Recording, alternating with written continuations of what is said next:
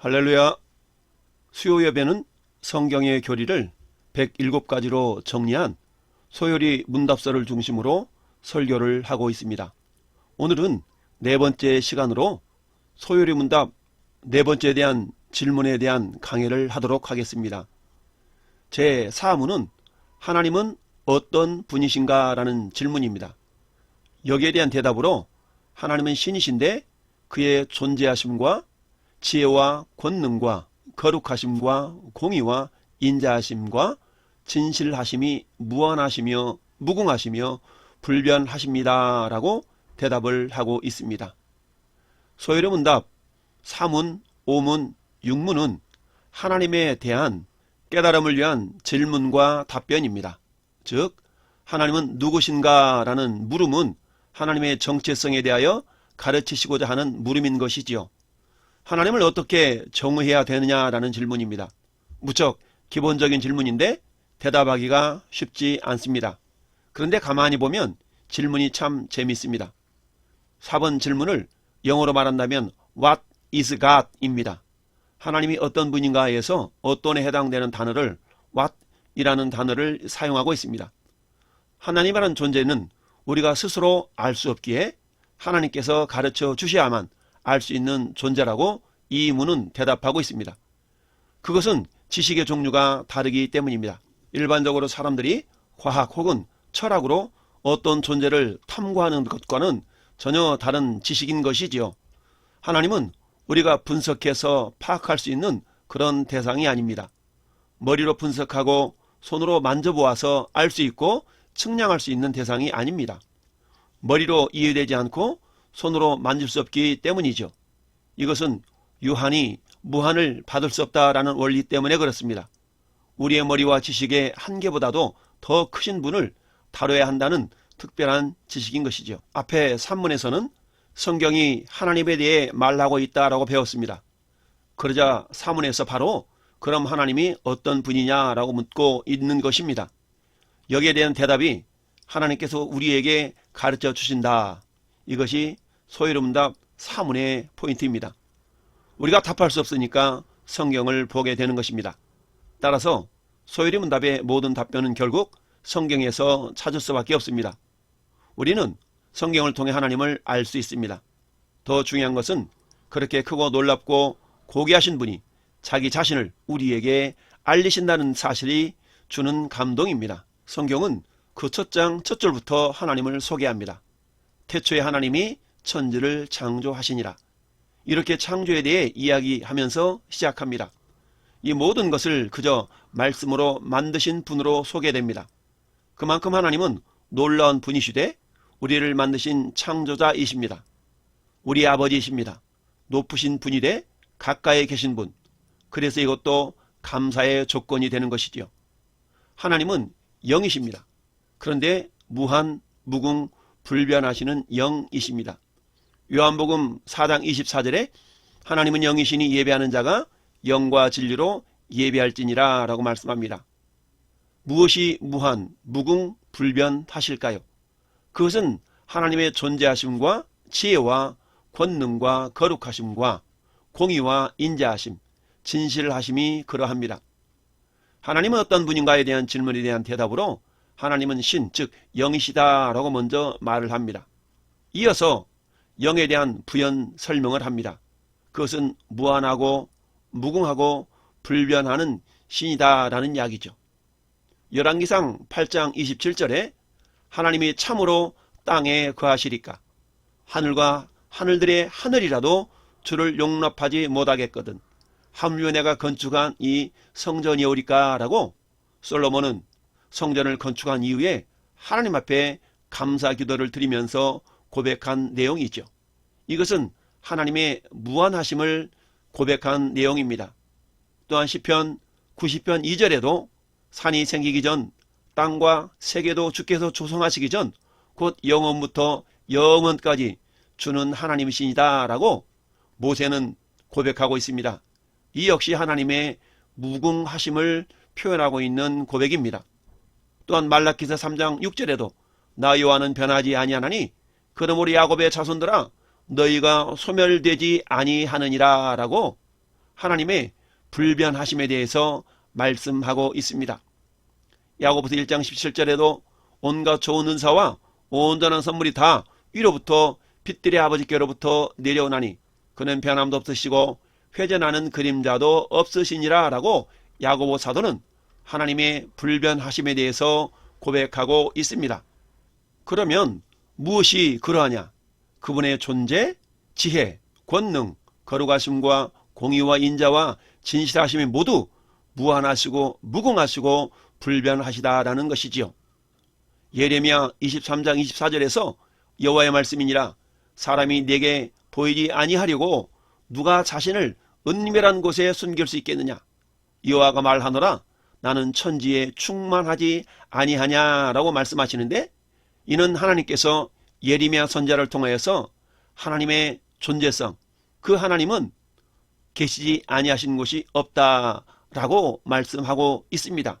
즉 무소부재하신 하나님이라는 의미이죠. 또한 시편 147편 5절에도 우리 주는 위대하시며 능력이 많으시며 지혜가 무궁하시도다라고 지혜의 무궁하심을 고백하고 있습니다. 창세기 17장 1절에 아브라함이 99세 때에 여호와께서 아브라함에게 나타나셔서 그에게 이르시되 나는 전능한 하나님이라 너는 내 앞에서 완전하라 말씀하시면서 하나님의 권능에 대해서 말씀하고 있습니다. 즉 하나님은 전능하신 하나님이라는 얘기죠. 능치 못하심이 없으신 엘샤다이 하나님이라는 의미입니다. 뿐만 아니라 이사야 57장 15절에도 지극히 존귀하시며 영원히 거하시며 거룩하다 이름하시는 이가 이와 같이 말씀하시되 내가 높고 거룩한 곳에 있으며 또한 통회하고 마음이 겸손한 자와 함께 있나니 이는 겸손한 자의 영을 소생시키시며 통회하는 자의 마음을 소생시키려 함이라 라고 말씀합니다. 즉 하나님은 피조물과는 구별된 존재인 거룩하신 분이라는 의미입니다. 신명기 32장 4절에도 그는 반석이시니 그가 하신 일이 완전하고 그의 모든 길이 정의롭고 진실하고 거짓이 없으신 하나님이시니 공의로우시고 바르시도다 라고 하나님의 정의와 공의로우심에 대해서 설명하고 있습니다.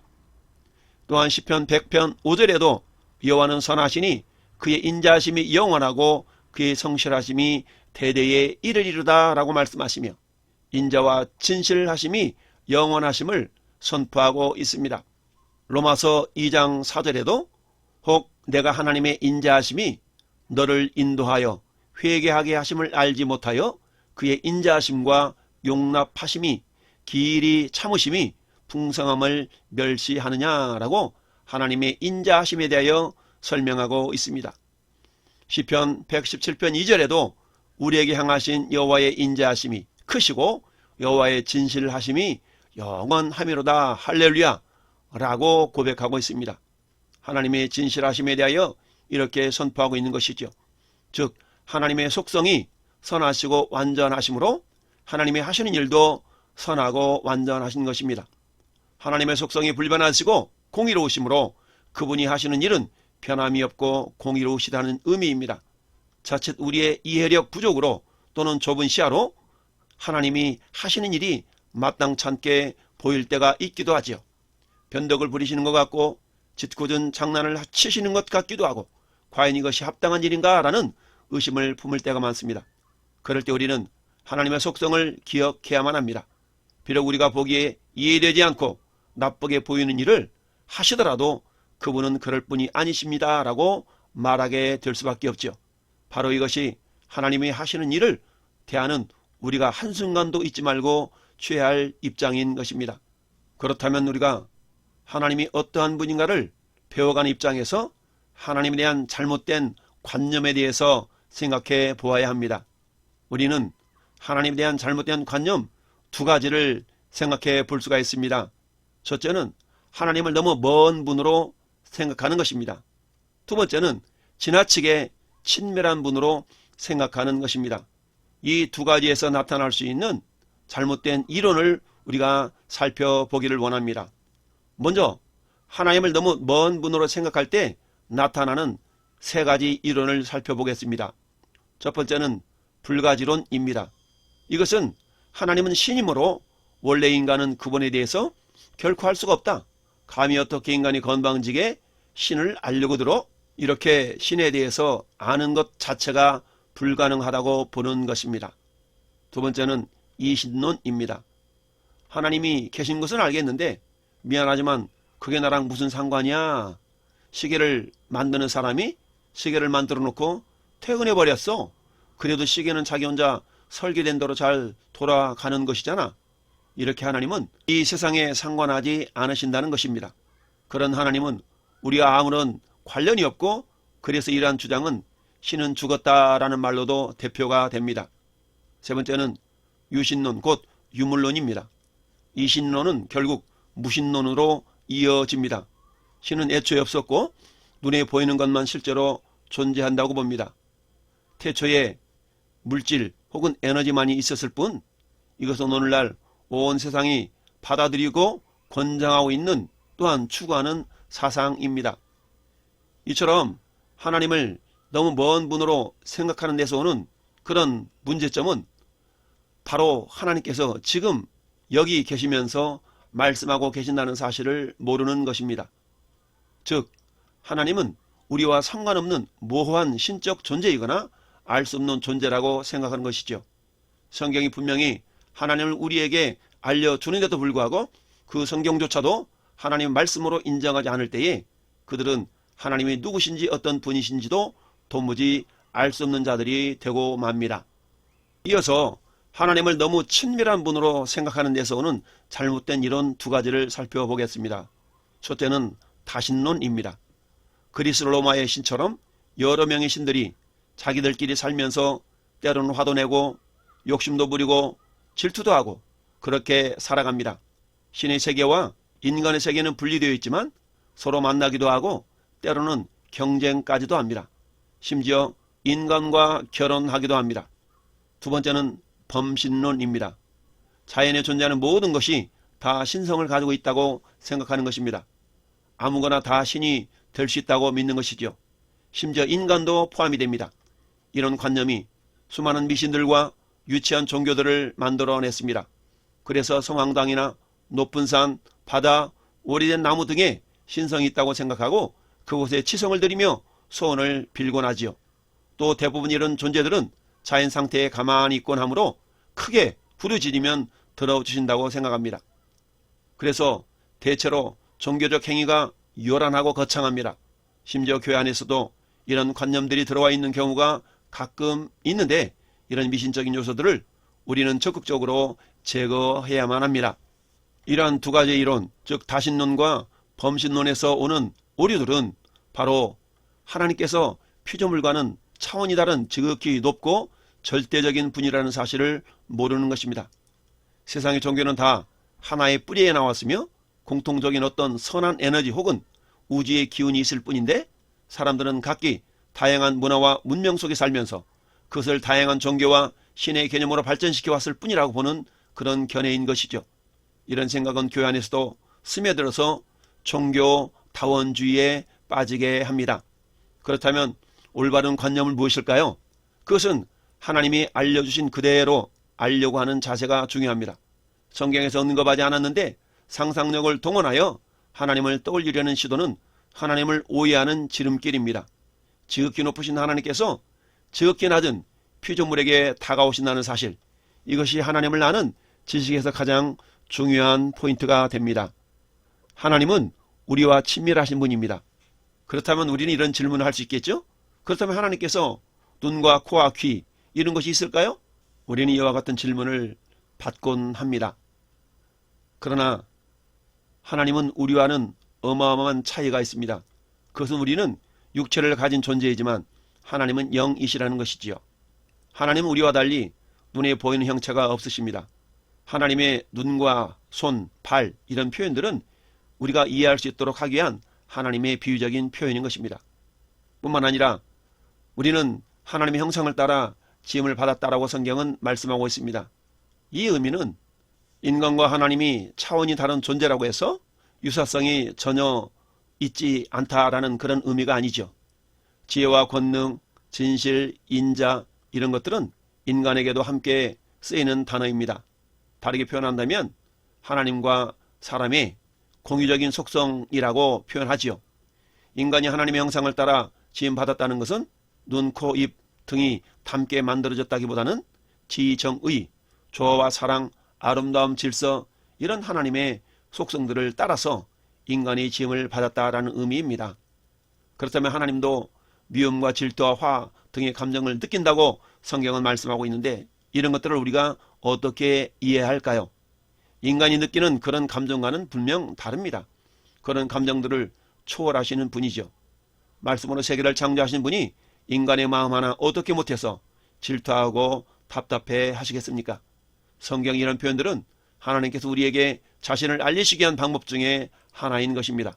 친밀하게 다가오시는 하나의 예인 것이지요. 저런 것에 제한되는 분이 아님에도 불구하고 피조물에게 그만큼 친밀하게 마치 스스로 피조물이기라도 하신 것처럼 우리가 이해할 수 있는 방식으로 나타내시는 것입니다. 이것을 적응 계시라고 부릅니다. 어린아이에게 쉽게 설명하듯이 우리의 수준에 맞게 낮추어서 보여주시는 그런 것이지요. 또한 하나님은 피곤하지도 않고 항상 깨어 계시다라는 그런 표현을 우리는 성경에서 볼 수가 있습니다. 이런 표현도 적응 계시의 한 예입니다.